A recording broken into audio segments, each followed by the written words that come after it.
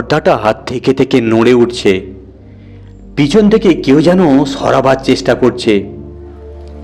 যে দাঁড়িয়ে আছে ওখানে তার আলগা মুঠোয় পর্দার মাঝখানে কিছু অংশ চলে যাচ্ছে, আবার সরেও আসছে সঙ্গে সঙ্গে।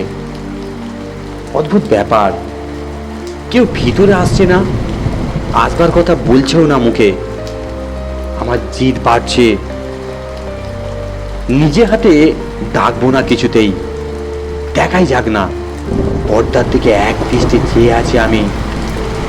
ডিম লাইটের আলোয় খয়েরি রঙের কালচে দেখাচ্ছে আমার চোখে। এরকম দেখায় কোনোদিন?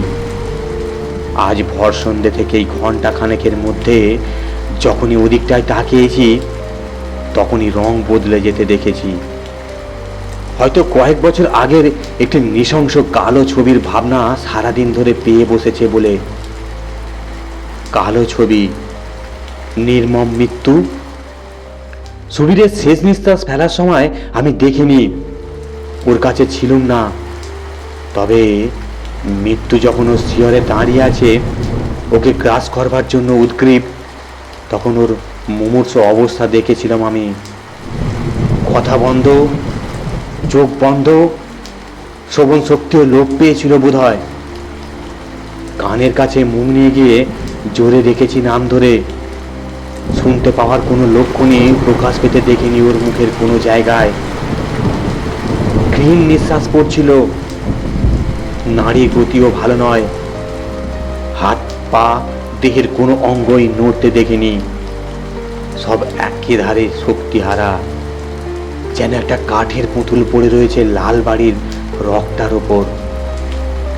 24 বছরের যুবকের অদৃষ্টে লেখা ছিল বোধহয় এইভাবে মৃত্যু। সেদিনকার মতো আজ সকালেও মুষলধারে বৃষ্টি হয়ে গেছে এক পোস্ত। তফাৎ কেবল এবারে লাল বাড়ির রকে নয়, দক্ষিণ পাশের হলদে রঙের বাড়িটায় গেটের সামনে সুবীরের বয়সী তরুণীটি অচৈতন্য হয়ে পড়েছিল। শীর্ণকায়, হাড় পাঁজরা গোনা যাচ্ছে এক এক করে। বেচারার প্রাণটা ধুক ধুক করছে তখন, বুকের বাঁ পাশটা মৃদু মৃদু কাঁপছে। আমার বুকের ভেতর মোচড় দিয়ে উঠল। সুবীরের প্রায় এই দশাই দেখেছিলুম। সুবীরের অমন ফর্সা রংটা সাদা কাগজের মতো দেখাচ্ছিল, এই কালো রংটা যেন জমাট নীল। ঠোঁট দুটো নীলচে হয়ে আসছে, মানুষটা ভিজছে। পাড়ার ছেলেরা সরিয়ে ফেলার চেষ্টা করছে, সুবীরকেও সরিয়ে ফেলেছিল ছেলেরা লাল বাড়ির রক থেকে। মানুষটা কদিন থেকেই এ পাড়ায় ঘোরাঘুরি করছে, ভিকে দিছে, পেটের দায়ে ভিক্ষে চাইছে, কর্মের সংস্থান করতে পারেনি কোনো রকমে বহুদিন শত চেষ্টা করেও। অনাহারে অনাহারে মরতে বসেছে সে। পাড়ার লোকের যার যেটুকু ক্ষমতা সাহায্য করেছে প্রতিদিন, তবু ওর ভবিষ্যৎকে রুখতে পারল না কেউই। পেটের খাবার জুগিয়েও হীন প্রাণের শক্তি বাড়াতে পারল না কেউই, পারেনি সুবীরের বেলায়ও। জাত ভিখারি ছিল না সুবীর, মুখচোরা মানুষ, কারো কাছে কিছু চাইতো না মুখ ফুটে। রোদ্দুরে লোকের বাড়ির দৌড়ে বসে পুড়েছে, বৃষ্টিতে ভিজেছে, কেউ কিছু দিলে নেয়নি হাত পেতে। ছেঁড়া গামছাটা বিছিয়ে দিয়ে মাথা নত করেছে লজ্জায়। ওকে দেখে মনে হতো ওর সব কিছুই আছে, ঘর বাড়ি, আত্মীয় স্বজন সব। হাজারো প্রশ্ন করেও ওর পেট থেকে কথা বার করতে পারেনি কেউই। ও কে, কোথা থেকে এসেছে, দেশ ভিটে কোথায়, কেউ জানতে পারেনি। বেশি জিজ্ঞেস করলে ওর দু চোখের কোণ লাল হয়েছে, চিকচিক করে উঠেছে। বোঝা গেছে অভিমানী সুবীর দারুণ ব্যথা বুকে পুষে পথে নেমেছে। বাড়ি থেকে বেরিয়ে এসেছে গোপনে, অনেক দূরে।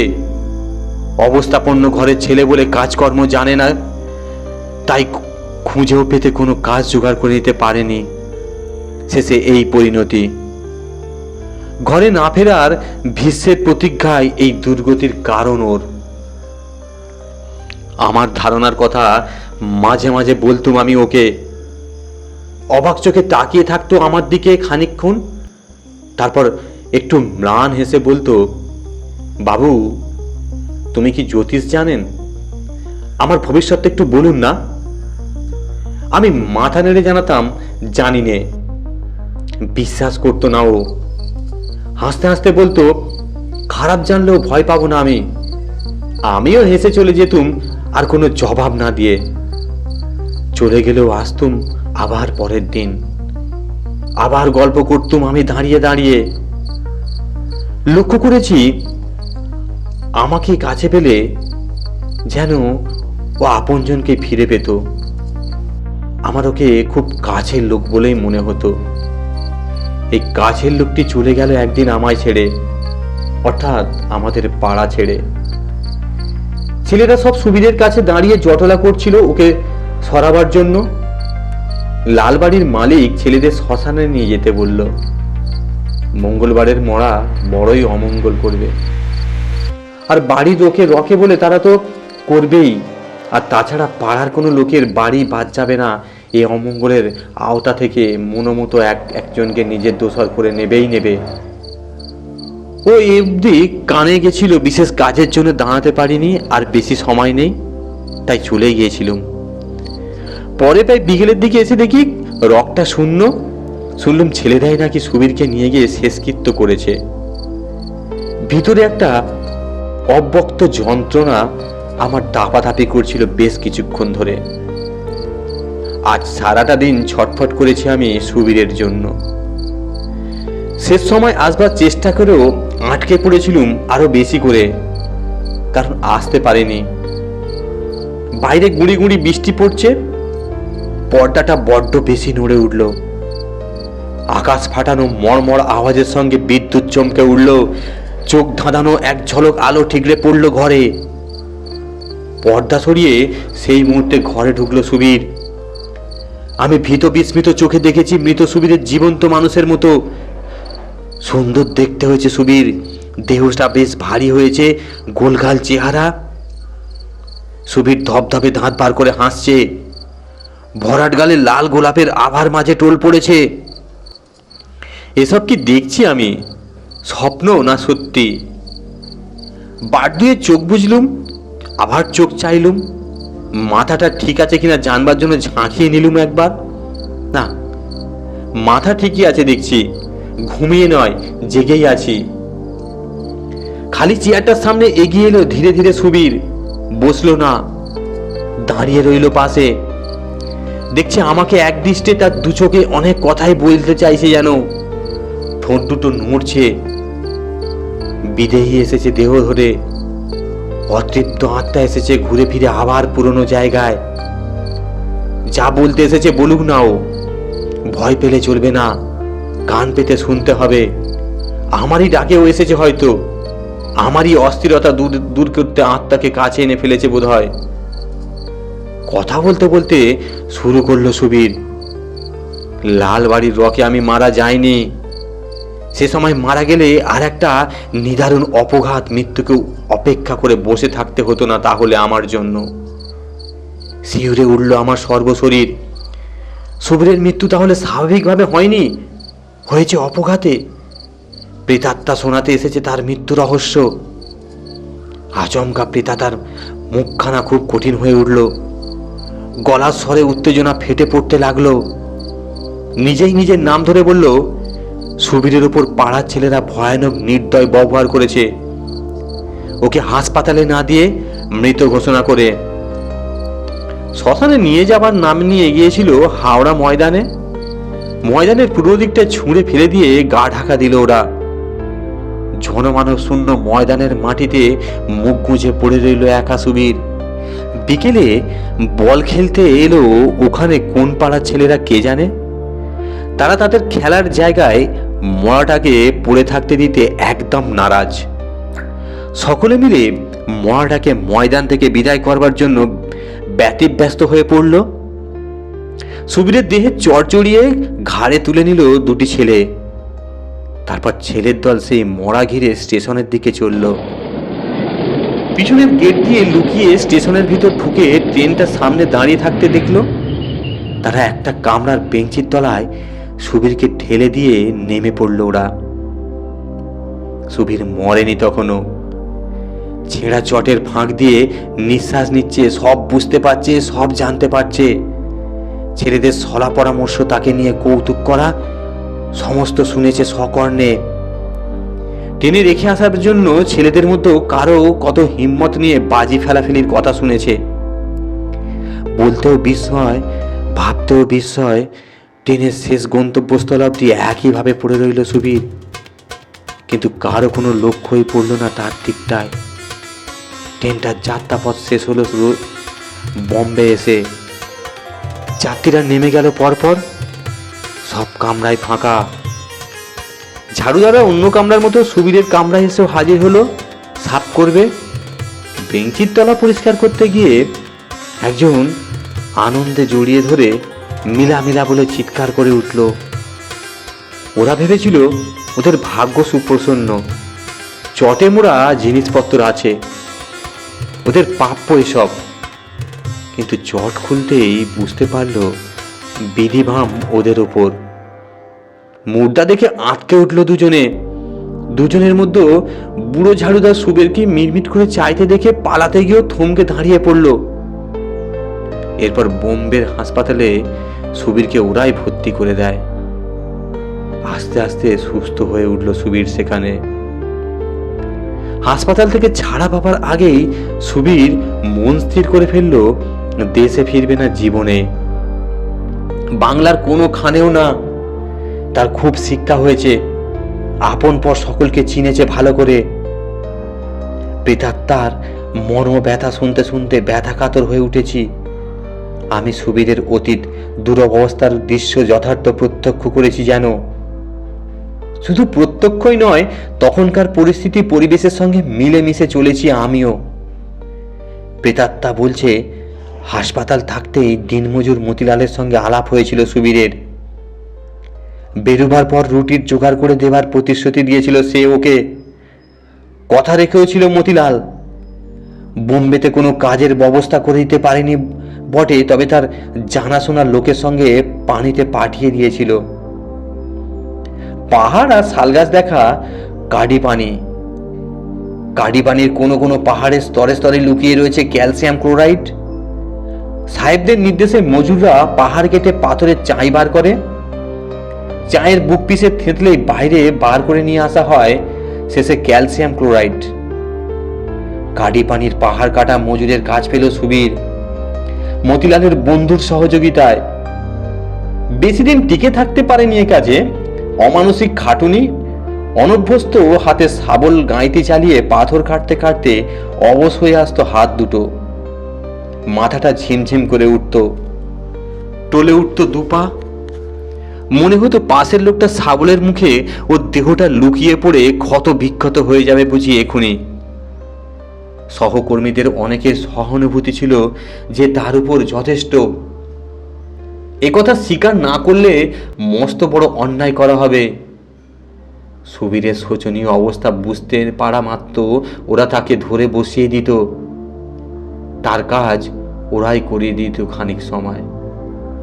এতে ঈর্ষার আগুনে জ্বলে পুড়ে খাক হয়ে যেত অন্যান্য সহকর্মীরা। সুবীরের মতো রূপ নেই তাদের, নেই অপরকে বশীভূত করে নিজের কাজ করিয়ে নিয়ে আরামে বসে বসে মোজ করে আর মুফতে মজুরির টাকা লোটা। এরকম লোককে কি কেউ বরদাস্ত করতে পারে? না, পারা উচিত মোটেই নয়। পাহাড়ের তলায় ফেলে বুকের পাথর চেপে ধরে হাড় পাঁজরাগুলো গুঁড়িয়ে গুঁড়ো করে দিলে তবে তাদের বুকের জ্বলুনি ঠান্ডা হবে। একথা দিনের ভিতর 4-5 বার করে শুনতে হয়েছে সুবীরের ঠকঠক করে পাথর কাটা আওয়াজের সঙ্গে সঙ্গে। আমার চোখের সামনে যেন সুবীরের অপঘাত মৃত্যুকে হামাগুড়ি দিয়ে আসতে দেখছি। সুযোগ বুঝে ঝাঁপিয়ে পড়বে ওর ঘাড়ের উপর। আমার মেরুদণ্ডের ভিতর দিয়ে এক হিমপ্রবাহ বয়ে গেল যেন। তার জীবিতকালে ভয়াবহ শেষ কথা শোনাবে এবার প্রেতাত্মা। তটস্থ হয়ে বসে আছি আমি। সুবীরের মুখের দিকে তাকিয়ে থাকতে পারছি না, মনে ভীষণ ভয় চেপে বসেছে।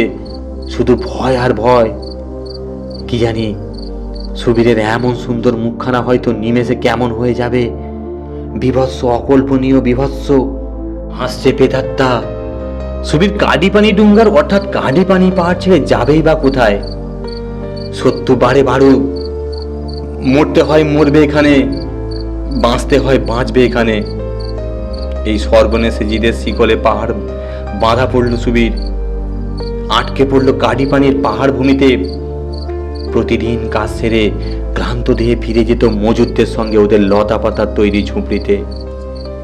এই ঝুপড়ি থেকে আসা যাওয়া পথের দুসারি শাল গাছের পিছনে পিছনে লুকিয়ে দাঁড়িয়েছিল একদিন কয়েকটি যমদূত।